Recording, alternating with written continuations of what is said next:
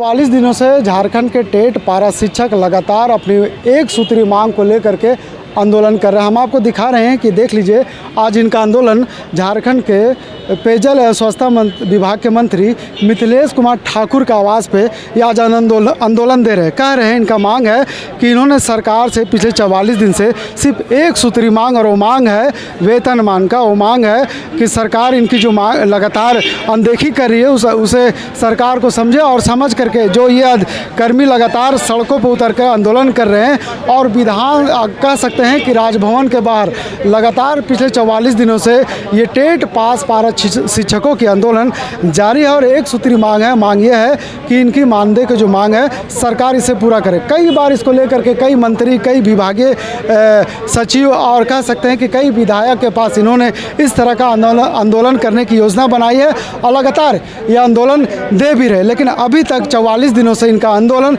इसी तरह सड़कों पर चल रहा है। और इनकी जो मांग है, इनकी जो डिमांड है, इसी तरह अधिकारी सुनते हैं, मंत्री सुनते हैं, विधायक सुनते हैं, उसके बाद अनदेखी कर देते हैं। क्या मांग है सर आपका? हमारी एक मांग है वेतनमान, और यह सरकार हमसे वादा करके सरकार में आई थी कि जब हमारी सरकार बन जाएगी तो तमाम सेवा शर्त के साथ आपको हम वेतनमान देंगे। आज हम एक मांग अपनी वेतनमान लेकर माननीय मिथिलेश कुमार ठाकुर पेयजल स्वच्छता मंत्री के आवास के सामने न्याय और गुहार लगाने आए हैं। और अगर यह सरकार हमारी बात को नहीं सुनती है तो हम बाध्य होंगे उग्र आंदोलन करने के लिए। और रांची के जो तमाम जो रोड दिखाई दे रहा है उसे हम लोग जाम करने का प्रयास करेंगे, जाम करेंगे। और उसकी दोषवार यह झारखंड सरकार होगी, इस झारखंड सरकार में बैठे हुए मंत्री होंगे। लेकिन आप कह रहे हैं कि सरकार अगर आपकी बात नहीं मानती है तो आप लगातार आंदोलन करेंगे, सड़क को जाम करेंगे, और कहीं ना आपका आंदोलन जो होगा बेहद रूप से उस सड़कों पर दिखेगा। लेकिन अगर विभागीय अधिकारियों की हम बात करें तो विभागीय अधिकारियों ने साफ तौर पे कहा है कि जो टेट पारा शिक्षक लगातार सड़कों पर जो आंदोलन कर रहे हैं, इनका आंदोलन बेवजह है, विपरीत है, सरकार के विपरीत। उनका मानना है कि अगर इस तरह का कई न्यायालय में भी आपका मामला आया था, कोर्ट ने खारिज कर दिया, लेकिन अधिकारी कहते हैं कि आप किसी पैनल के तहत चयनित नहीं हुए तो फिर आपके मानदेय कैसे मतलब जो आपका जो मांग है वो मांग सरकार कैसे पूरा करेंगे? अभी आप सड़कों पर आंदोलन कर रहे हैं। सबसे बड़ी बात है कि हमें आपकी बात को सुनकर बड़ी विडंबना हुई। हम लोग 2012 नियुक्ति नियमावली के तहत टीचर एलिजिबिलिटी टेस्ट का परीक्षा दिया था, और उसी के तहत जो है से सरकार तमाम साथियों को अस्थाई करने का बात किया था। और मैं आपको बता दूं कि झारखंड सरकार के द्वारा जो मंत्री कर रहे हैं कि ये तो ऐसी है, जो बहाली हुआ था उसमें डीसी अध्यक्ष होते थे, डीएसी सचिव होते थे, और जो आप प्रखंड में देखेंगे बीडीओ अध्यक्ष होते थे, प्रखंड शिक्षा प्रसार पदाधिकारी होते थे सचिव के। अगर यह बात झूठ है तो यह जो है से दस्तावेज में है, देखा जा सकता है। पदाधिकारी जो बात बोल रहे हैं वह किसी भी रूप में जायज नहीं है, उन्हें शायद जानकारी का अभाव होगा। और मैं बता दूं कि जब हम लोगों ने सचिव से मिला था और जब सारा दस्तावेज सचिव महोदय को दिखाया तो वह बोले कि आप लोग की मांग बिल्कुल जायज है। और मैं इसके लिए अपने जो ऐसे विभागीय स्तर पर बात करूंगा, और मैं आप लोगों की तमाम समस्या का समाधान करूंगा। मैं सरकार से निवेदन करता हूं और पदाधिकारियों से बताना चाहता हूं कि 2012 नियुक्ति नियमावली के तहत टीचर एलिजिबिलिटी टेस्ट की परीक्षा हुआ है, और जो साथियों को अस्थाई किया गया है, और आपने जो वादा किया है उसके तहत जल्द से जल्द अस्थाई करे, वरना अब होगा आर से पार। दोषी कौन है इसमें, सरकार या फिर विभागीय अधिकारी? इसमें तो दोषी सरकार है। हमसे वादा करके सरकार आई है, तमाम मंच पर फैसला सरकार लेती है, पदाधिकारी तो उसके नियम को मानते हैं। पदाधिकारी नियम नहीं बनाते हैं, नियम बनाने का अधिकार सरकार के है, कैबिनेट को है, विधान सभा के है। इसलिए मैं यह जो है से हमारे जो मंत्री हैं जो यह जो है से हमरे क्षेत्र से जो है से आते हैं, मैं जानता हूं कि यह काम करते हैं और मैं बड़ी आशा और उम्मीद के संग आया हूं कि जो हम लोगों की जायज मांग है, मैं बता दूं, मैं इनसे गढ़वा में मिला था और मिलने के बाद जब सारा हमारा दस्तावेज देखे, सब कोई जानता है कि जब सरकार किसी भी मामला में फंसती है तो जो महाधिवक्ता होता है उससे राय लेता है।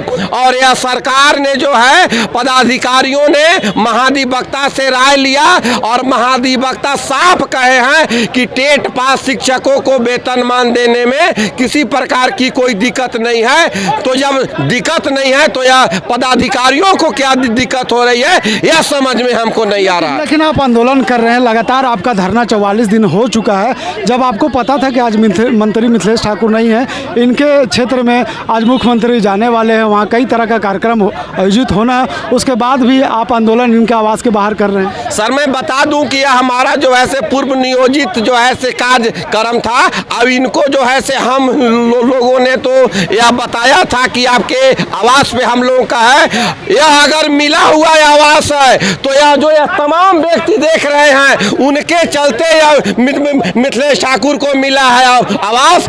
यह अगर हमारी बात को नहीं सुनते हैं, अनसुना करते हैं तो यह तमाम जो है से गढ़वा वासी जो है से इनको सबक सिखाने का काम करेंगे और जो यह मिट्टी की सरकार है उसको हम लोगों ने मिट्टी में मिलाने का काम करेंगे। जो है से यही जो है से संकल्प के साथ हम लोग जो है आज मंत्री के आवास में आए हैं। कह सकते हैं कि लगातार इनका धरना के माध्यम से सरकार को जगाने का काम कर रहे हैं और कहीं ना कहीं अपनी मांग को लगातार कई ऐसे विभागीय मंत्री और विधायक आवास के बाहर भी घेर करके अपनी डिमांड को रख रहे हैं कि सरकार जो इनकी मांग को अनसुनी कर रही है उनकी मांग को पूरा करें। हम आपको दिखा रहे हैं कि किस तरह से ये टेट पास 12 शिक्षक है लगातार इस तरह से धरने पर बैठ रहे हैं और धरने के माध्यम से सरकार को अपनी बात को पहुंचाने की कोशिश कर रहे हैं और लगातार इनकी जो डिमांड है उसे पूरा करने की बात कर रहे हैं। लेकिन सरकार और विभागीय अधिकारी अभी तक इनकी मांगों को अनदेखी कर रहे हैं। क्या कहेंगे सर, क्यों नाराज है सरकार आपसे?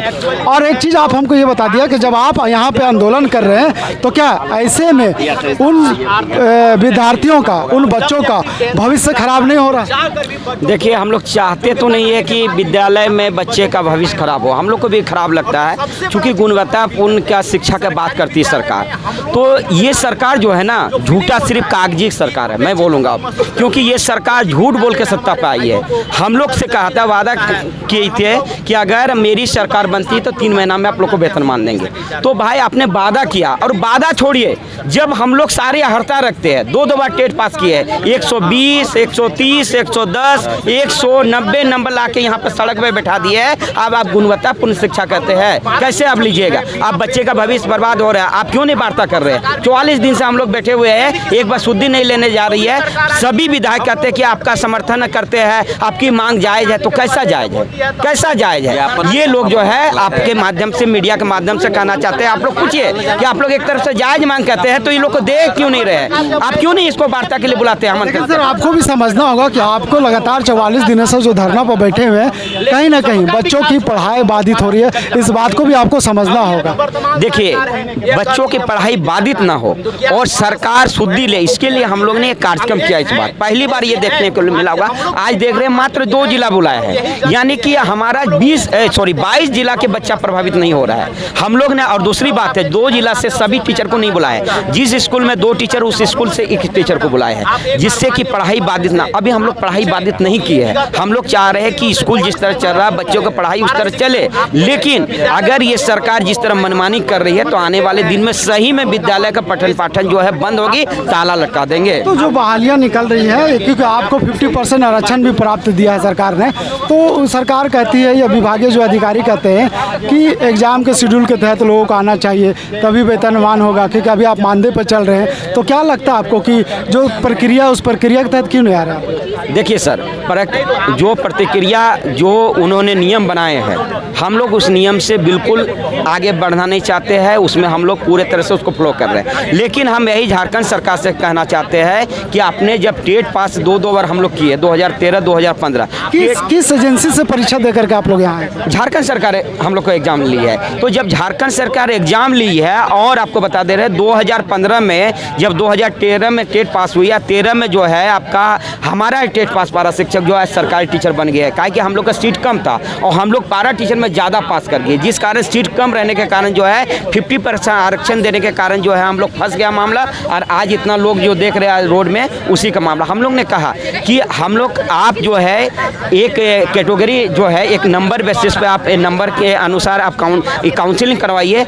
और जो 50% आप दिए हैं, लगभग 1 लाख टीचर की जरूरत, 50,000 हम लोग का हुआ, 50% दिए हैं, तो आप 50,000 में हम लोग को ले लीजिए। सड़क पर बैठ करके विधायक आवास या मंत्री आवास के बाहर बैठ करके आंदोलन करने से कोई फायदा तो होगा नहीं। डायरेक्ट मंत्री जी से मिलिए, जो इनके विभागीय मंत्री को बैठ करके आप लोग सॉर्ट आउट कर लीजिए, तब आपका आंदोलन करने की जरूरत नहीं होगा। लगातार जिस तरह से आप आंदोलन कर रहे हैं, पढ़ाई बच्चों के बाधित हो रहा, उसके बाद भी आपका आंदोलन को जो मांग है वो पूरा नहीं हो पा रहा। सर, हम लोग ने आंदोलन करने के पूर्व जो है एक मंत्री से मिले हैं, और मैं आपको पहले भी बता चुका हूं कि उन्होंने कहा है कि आपका जो मांग है वो जायज़ है। तो मैं तो कह रहा हूं कि हम लोग भाई आज यहाँ नहीं रहना चाहते, आप कैबिनेट में लाइए, आप वेतनमान देने की बात करिए, हम लोग स्कूल चल जाएंगे। हम लोग को क्या जरूरत है कि रोड में पड़े रहे बारिश में? यहाँ की सरकार एकदम अंधी और बहरी हो गई है, केवल आश्वासन के सिवा इनके पास कुछ नहीं है। अगर वास्तव में ये चाहते हैं कि यहाँ का भविष्य जो है, बच्चों का भविष्य बने, यहाँ के टीचर विद्यालय में रहे, तो निश्चित रूप से आपका मीडिया के माध्यम से जब इनको संदेश जाएगा तो ये हम लोग को वार्ता के लिए बुलाएंगे, और जो हमारी मांग है उसको पूरा करेंगे। हम आपको यही दिखा रहे हैं कि लगातार पिछले 44 दिनों से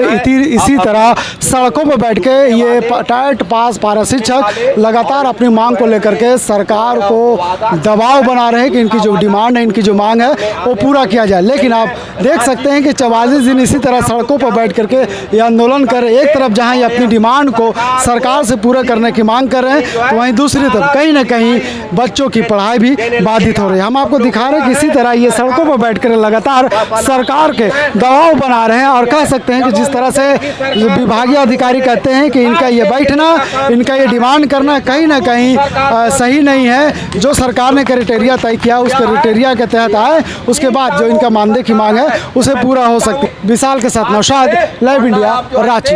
आर पार के लिए हम यूनिटी ऑफ पीस फाउंडेशन और लायंस क्लब सिवान के संयुक्त तत्वाधान में आयोजित हो रहा है एक शाम कौमी एकता के नाम मुशायरा और कवि सम्मेलन, जहां तशरीफ फरमा होंगे अजीम शायर नदीम फर्रुख, रवायती शायरा शबीना अदीब, अजहर इकबाल, जहाज देवबंदी, गायक जॉनी फॉस्टर, हिमोशी बावरा, चांदनी शबनम, नूरी परवीन, वसीम बरेलवी, जौहर कानपुरी जैसे नामचीन शायर। आलमी शायरों की मौजूदगी में मनाए जा रहे अदब के इस जश्न में शरीक होकर गंगा जमनी तहजीब को बुलंदी अता फरमाएं। स्थान एकता इंडोर स्टेडियम सिवान, तारीख 7 अक्टूबर 2023।